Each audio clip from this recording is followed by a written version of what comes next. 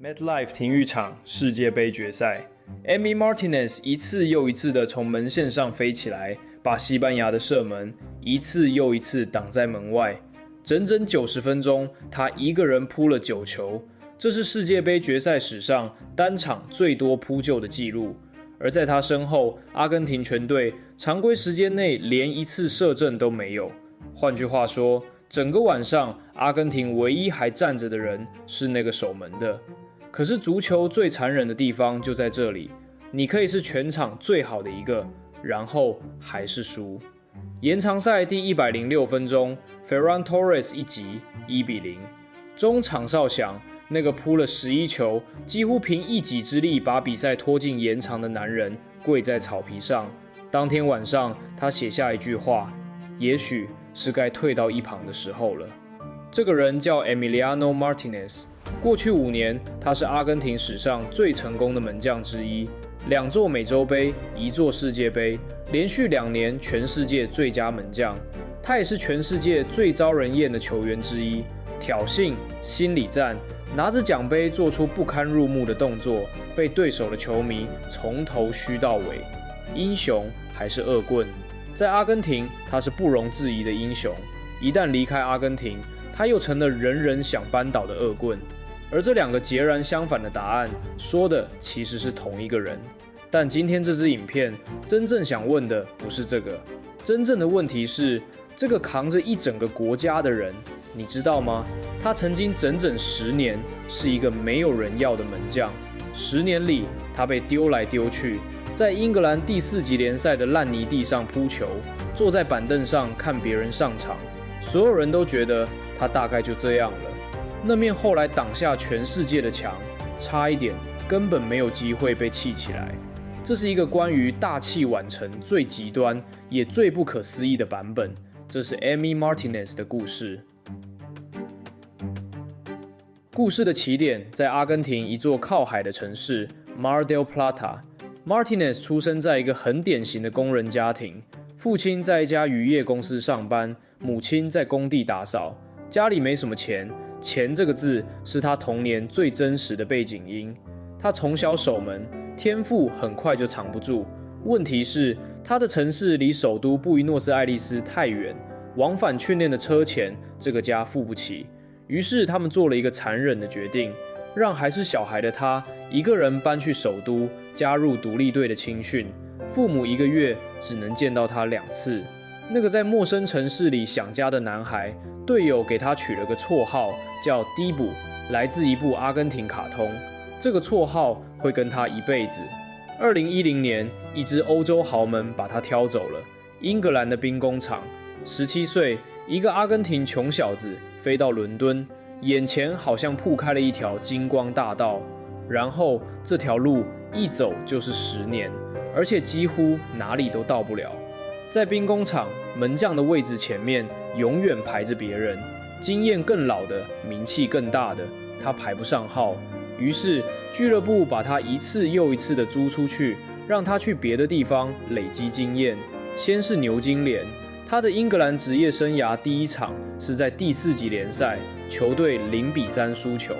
接着是謝菲爾德星期三、羅瑟勒姆、狼隊，然後是西班牙的赫塔費。最後是雷丁，7年6支球隊，他像一個被轉手的行李，在英格蘭足球的下層世界裡漂流。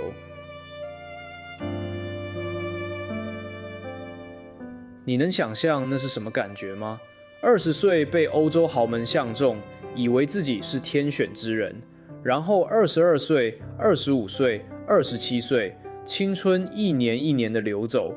你卻連在自己的俱樂部先發都做不到。有太多球員就是在這種漫長的等待裡慢慢認命，慢慢消失，沒有人會記得他們。而 Martinez 曾經非常接近成為那個消失的人。2017年，他被租到西班牙的赫塔費，24歲，第一次離開英格蘭踢球，結果整個租借期只上場6次，那是他的谷底。多年後，他才說出當時的心境。有那麼一刻，我真的很想把手套丟掉。我對所有人都感到憤怒。他說，他甚至不再愛足球了。他告訴太太，我知道我自己沒在踢，但我連別人的球賽都不想看了。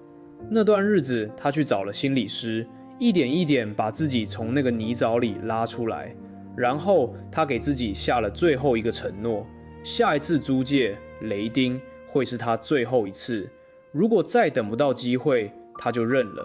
換句話說，那面後來擋下全世界的牆，曾經有一雙手想親手把自己拆掉。然後2020年6月，一件事改變了一切。兵工廠的頭號門將 Bernd Leno 在一場比賽裡傷了膝蓋，位置空了出來。而排在後面等了將近10年的那個人，終於有球可踢，他抓住了。那個賽季的足總盃一路踢到決賽，對手是切爾西。Martinez 站在門前撲下關鍵射門，兵工廠2-1逆轉奪冠。中場，這個等了10年的男人在球場上哭了。那一刻，全英格蘭好像才第一次看清楚，這個門將其實一直都行，只是從來沒人給他機會。故事到這裡本該是個溫暖的結局，可是兵工廠給了他一個更冷的答案。新賽季，教練還是選了傷癒的 Leno 當第一門將。於是拿下足總盃冠軍幾週後， Martinez 被賣掉了。2020年9月，他以2000萬英鎊轉會阿斯頓維拉。那一年他28歲。一個28歲剛剛證明自己的門將，還是被原本的球隊親手送走了。他等了10年，換來的第一個答案依然是3個字：不要你。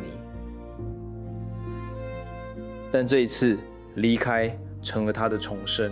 在阿斯頓維拉，終於沒有人排在他前面，他是那個先發、那個第一門將、那個全隊依靠的人。而他一上場就證明了一件事：過去那10年不是他不夠好，是他從來沒被真正看見。很快他就成了英超最頂尖的門将之一。更難得的是，他把整支球隊一起往上帶。阿斯頓維拉一支上一次站上歐洲最高殿堂還要追溯到1982年，足足等了41年的老牌勁旅。2023到2024那個賽季，靠着 Martinez 門前一次次的關鍵撲救，球隊守到英超第4，重返睽違41年的歐冠。一支苦等41年的球隊，配上一個苦等10年才出頭的門將，他把自己的故事也守進了球隊的歷史裡。而就在他一手改寫自己俱樂部命運的同時，另一個更大的舞台也終於向他打開。藍白條紋的阿根廷。2021年，快29歲的他第一次成為阿根廷的正牌門将。然後，這個等了大半輩子的人開始用一種近乎報復的方式，把失去的時間全部討回來。2021年美洲盃4強對哥倫比亞，比賽踢成1-1，進入互射12碼。而 Emi Martinez 在那一夜變成了一個門線上的怪物，他連續撲出3球，一個人把阿根廷拖進決賽。決賽，阿根廷1-0擊敗宿敵巴西，這是阿根廷睽違28年的第一座冠軍，也是 Lionel Messi 國家隊生涯的第一個大賽獎盃。而站在 Messi 身後守住那扇門的是那個曾經沒人要的門將。1年半後，是所有人都記得的那個夜晚。2022年世界盃決賽，阿根廷對法國。比數3-3，延長賽最後一刻，法國的 Kolo Muani 單刀殺入禁區，那一腳只要進了，法國就是世界冠軍。Martinez 用一條腿把球擋了下來。後來他說，撲那球的時候，他心裡只想着一件事：拜託，讓球打在我臉上都好。那球之後，比賽進入互射12碼，他又一次成為那道牆。阿根廷4-2贏下12碼 ，Messi 捧起了那座他追了一輩子的大力神杯，而 Martinez 拿下了世界盃最佳門將金手套獎。緊接着，他連續2年，2023、2024被評選為全世界最好的門將，成為史上第一個衛冕這項榮譽的人。2024年，他又跟着阿根廷再拿一座美洲盃，而在這一切榮耀背後，藏着他最純粹的一面。他是真的把命都給了這件藍白球衣。他常說，阿根廷4500萬人，他撲的每一球都是為了他們。而對 Messi， 他的話更直接：我願意為他付出生命，為了 Messi，我什麼都願意給。這不是一時的場面話，是他反覆說過很多次的一句。如果說阿根廷這幾年的榮耀 ，Messi 是站在台面上萬眾矚目的那張臉，那麼在台面下把一次次的不可能守成可能的，就是這個被華語球迷料稱大馬丁的男人。他代表阿根廷出戰的每一場12碼大戰，一場都沒輸過。2021、2022、2024，一次又一次，他把整個國家的命運穩穩接在自己手裡。很多人說他就是這個時代大賽型門將的代名詞，最會撲12碼，也最不怕大場面的那一個。那面差點沒被砌起來的牆，此刻擋在阿根廷球門前，擋下了全世界。但如果故事只有這一面，Emi Martinez 就不會是 Emi Martinez， 因為就在他成為英雄的同時，他也變成了全世界最招人厭的球員之一。硬題出在他守12碼的方式，他不只是布球，他還玩心理戰。對手走上罰球點，他會在門線上跳舞，大聲跳興，故意拖延。2022年世界盃決賽的12碼大戰，法國球員 Tchouaméni 要罰球，他甚至把球撲到一邊，逼對方自己走過去撿。有人說這是門將的藝術，也有人，包括不少名宿，直接說這根本是作弊。而這套心理戰，他在俱樂部也照玩不誤。2024年阿斯頓維拉一場歐洲12碼大戰對上法國的里爾，他對着噓他的法國球迷豎指，要他們安靜。那些人還記得卡達那一夜，然後撲出2球，把球隊送進4強，走到哪戲就演到哪。而真正引爆眾怒的是奪冠之後，領取金手套獎的時候 ，Martinez 蕩着全場，把那座手掌形狀的獎杯擺到了下體的位置，做出一個極其不雅的動作。法國足協形容那是反常的舉動，連他的隊長 Messi 都私下勸過他別再這樣了。他事後說，他那樣做是因為法國球迷一直在噓他。這就是 Emi Martinez 的2張臉，同樣是把每一場12碼都變成戰爭的那股狠勁。在阿根廷讓他成為億萬人的英雄，在阿根廷以外卻讓他成為對手最想扳倒的惡棍。但你回頭看就會懂，一個被雪藏10年、反覆被丟棄、28歲才被承認的人，骨子裡燒着一股我偏要證明給你看的火。這股火讓他從板凳站上世界支點，也讓他一次次站在爭議的正中央。英雄的膽識與惡棍的傲慢其實是同一團火。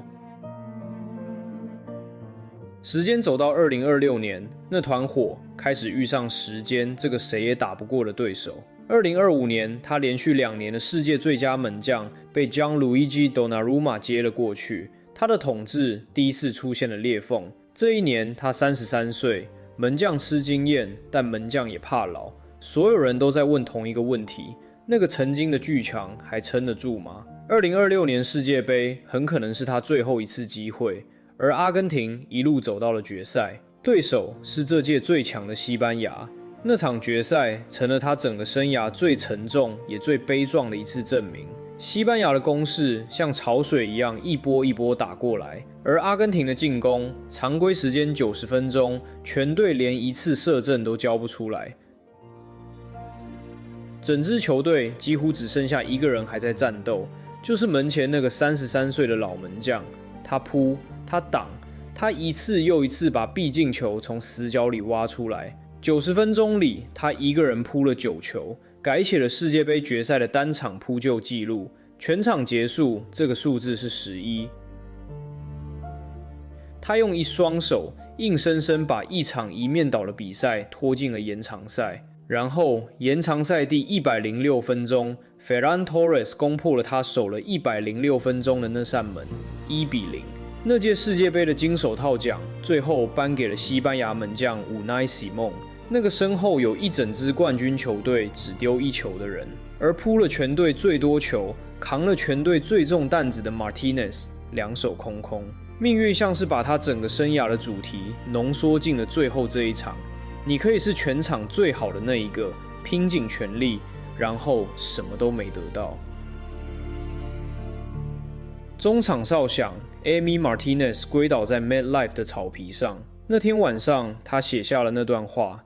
他說：“我夢想我們能再贏一次，我夢想把他帶回阿根廷，再一次創造歷史。”他說：“真的很抱歉，我拼盡了全力，想為我的國家、我的隊友付出一切。然後他說，這種痛很難形容，剩下的只能好好想很多事，想要怎麼往前走，以及是不是該退到一旁的時候了。一個曾經沒人要的男孩，用一段誰也想不到的旅程，走到了世界盃決賽的門前，然後在自己的最後一戰裡，成為輸家陣中唯一的英雄。